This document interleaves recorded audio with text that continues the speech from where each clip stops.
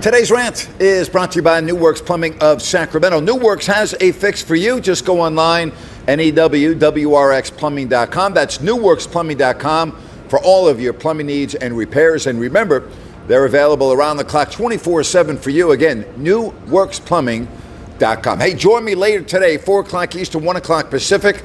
I'll be on No Filter Network with Sean Salisbury. We'll recap the entire NFL season and more. NoFilter.net. Again, 4 o'clock Eastern, 1 o'clock Pacific. Gotta love the Sacramento Kings fans. They beat Minnesota. They open up a 3-game road trip with Washington, and they're all excited, and they can't wait for the game against the Brooklyn Nets. And then what happened? The Kings scored 85 points last night. 85 points against the Nets, who had lost 11 in a row. That is the NBA, folks. No Irving, no Durant. The newly acquired Ben Simmons, who knows when he's going to play. And the Kings go into the Big Apple, and they lay a big, fat egg. They wrap up the road trip tomorrow in Chicago against another injury-riddled team. The Bulls did come from behind last night to beat the Spurs. And then it is the All-Star break, and the Kings can get away for a couple of days. And then Alvin Gentry can have some practices for the stretch drive. Here's what I think is going to happen with the Sacramento Kings. Yeah, there are going to be games here the rest of the way where they do look better with the newly acquired Sabonis, but they're going to miss the playoffs altogether. And instead of maybe having the first pick or the second pick or the third or fourth pick, they're going to end up near 10, 11, 12, 13.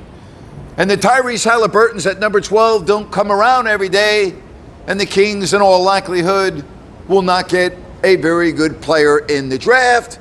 And so it's up to Monte McNair to be a magician this summer, make some more nifty trades, and see what happens next season. That's how I summarize what's going on with Sacramento right now.